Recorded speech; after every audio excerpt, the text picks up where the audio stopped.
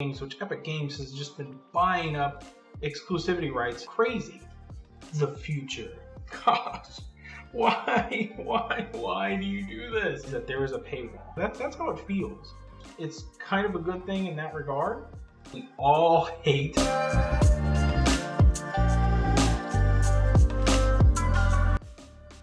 Hey, how's it going? Welcome, friends. Today we're talking about a topic that we all hate, which is gaming exclusivity and how horrible that is for us.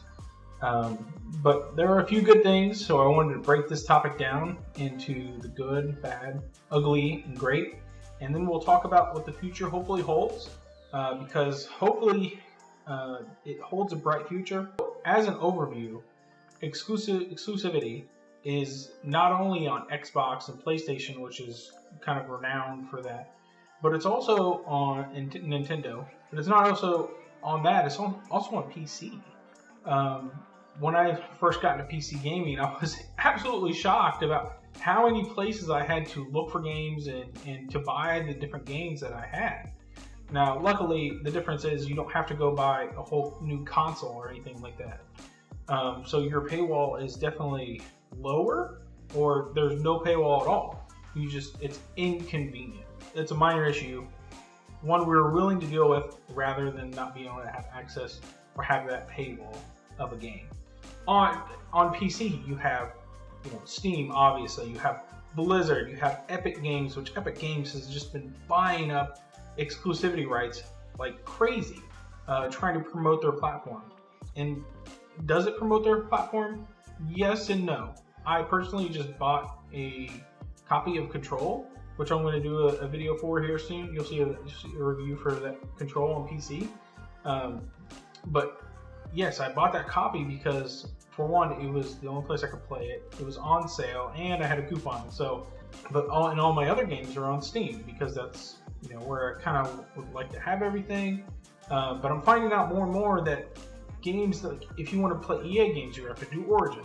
So exclusivity is everywhere.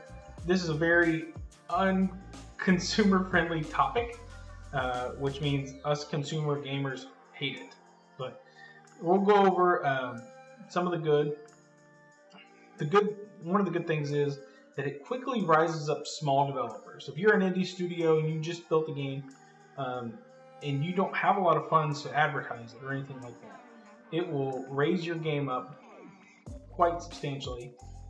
And if you either just sell that game or you become exclusive studio with Xbox or PlayStation, you are then a full-on member of Xbox, of Microsoft. You're an employee of Microsoft. That way you get the benefits of Microsoft and all the things therewith. So it can definitely help you out, and for the majority of small developers, it's kind of a good thing in that regard. It's also a payday for those studios. Obviously, they pay the studio a substantial amount more for that game, for the rights to that game exclusively, because they are shortening the audience. So all of us gamers who want to be able to play that and don't have this platform or that platform can't do that. So some of the bad things, the big bad thing is that there is a paywall. There is a paywall. For me to be able to play, if I have an Xbox, for me to be able to play PlayStation games like God of War or Uncharted or Last of Us 2, there's at least a $300 to $500 paywall, depending on which console I get or anything like that. But I absolutely at least have to pay $300 plus the cost of the games, I think that's the current console price right now. So that's your paywall. So you're telling me I have to pay $300 plus the cost of the game just to play those games. It's kind of ridiculous. Nobody's going to do that. Nobody's going to do that for just a few games. Unless you completely switch platforms, unless you sell your Xbox and switch platforms to PlayStation. So that's what they're asking you to do. That is what they're asking you to do to play these exclusive games, right? Same thing with Xbox. If you want to play, Xbox is a little different, but because they also have most of their games are on PC. They're asking you to buy an Xbox because they want those console sales. Now, As a consumer, that's horrible. So another bad thing is that these studios, AAA studios, if they went sold a exclusive, okay, so for example, let's just take CD Projekt Red as an example.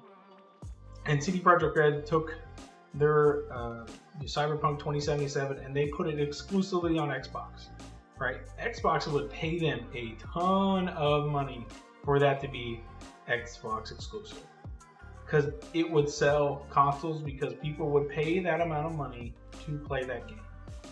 Now, for a AAA studio like CD Projekt Red, that is a horrible idea, because maybe they make, I don't know, 100 million off of just getting that game in exclusive hands of Xbox, but if they were to open up to everyone, they would probably make 10 times that, right? Because a lot of us are wanting to play it on, PC, PlayStation, whatever you have available to play games. That's where you currently probably want to play. Okay, now let's get into some of the ugly. Okay, the biggest, newest, ugly news for gaming exclusivity is that in the new Avengers game that's coming out, Spider-Man is going to be exclusively on PlayStation. Gosh, why do you do this? People do not like you because you do this stuff, PlayStation. Goodness gracious, nobody likes the fact that you do it. And is it gonna make people buy that game just to play Spider-Man, or buy a console just to play Spider-Man? No, I don't think anybody is going to buy a $300, $400 console just to play Spider-Man, in that Avengers game, which, I don't think it's going to be that great of a game. I don't think it's going to be world-breaking or anything. It may be pretty good to play. From what I've seen, it looks okay. But it's not a world-changing game like Cyberpunk, and to take Spider-Man out of the hands of other people, I think you may get, 10 console sales? That's just a bad idea. But it puts a bad taste in people's mouth for PlayStation. It really does. Because when you do one thing bad that people don't like, they will not look to you for another thing they need down the road. And it also holds back, PlayStation and Xbox. It holds them back from being able to develop games that people want to do, because they want to try to fit into this model of a console purchase. It's not a good idea. It's horrible all around, in my opinion, but it's bad for someone who does care, who's looking forward to playing Spider-Man. Just taking it out of their hands for no reason at all. And you're just saying, hey, come over here, we're better than the other person. Now, that's a horrible approach to take, PlayStation. Now, I'll give Xbox their props. They seem a lot more consumer-friendly on exclusives,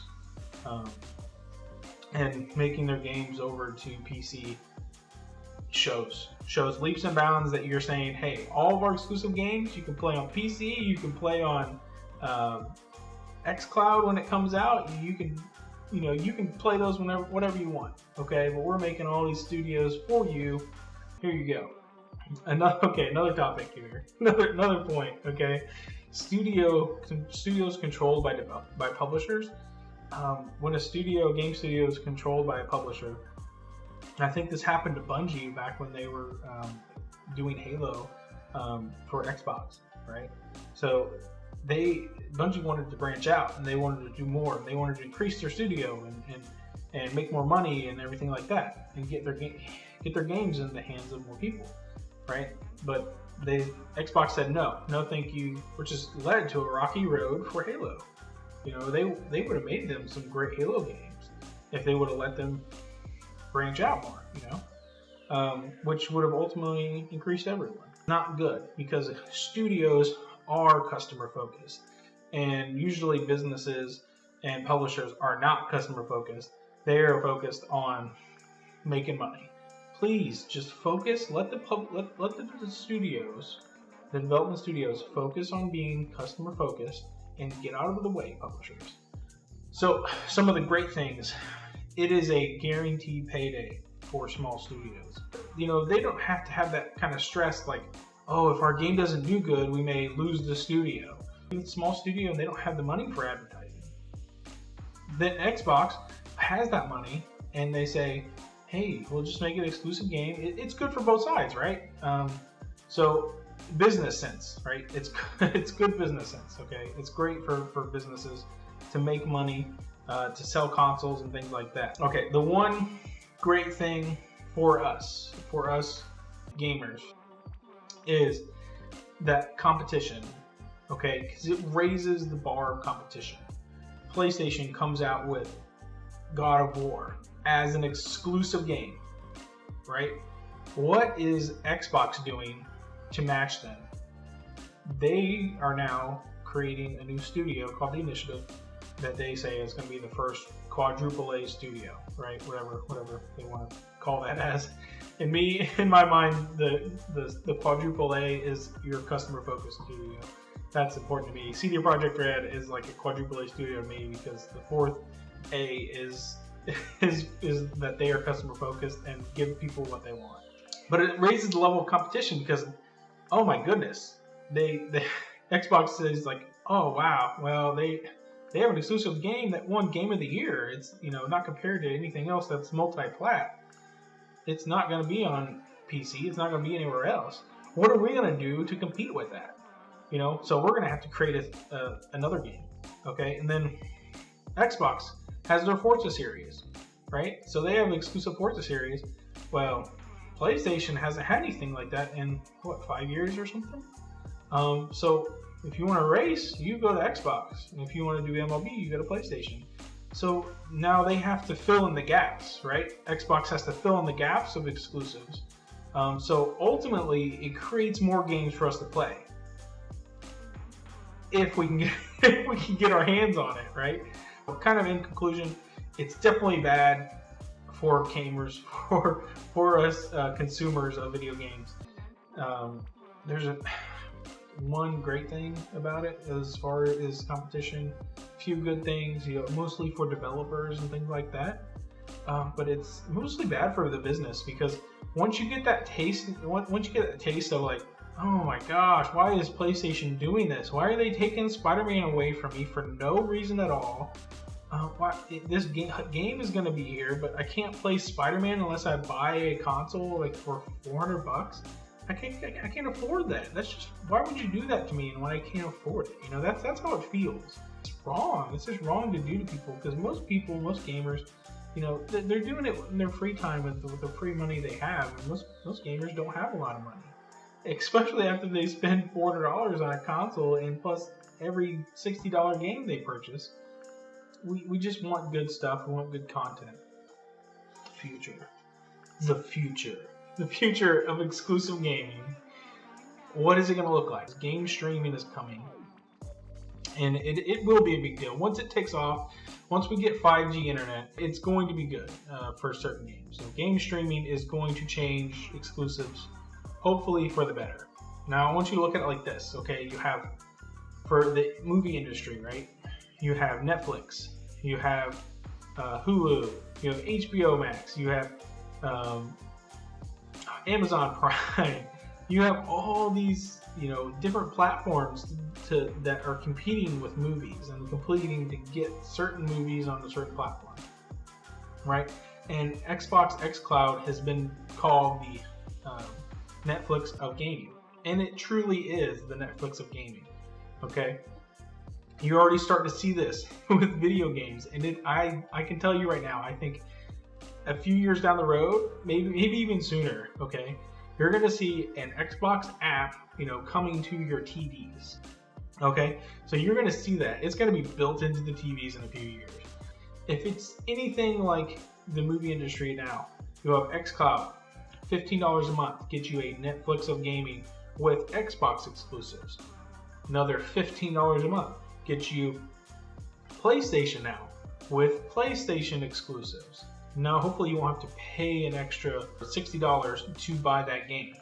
But you will have, instead of that $400 paywall, you will have a $15 paywall. When game streaming takes off and it's all the bugs are worked out and no lag and things like that, I'm perfectly fine with playing, God of War and Uncharted, those kind of games in a game streaming environment.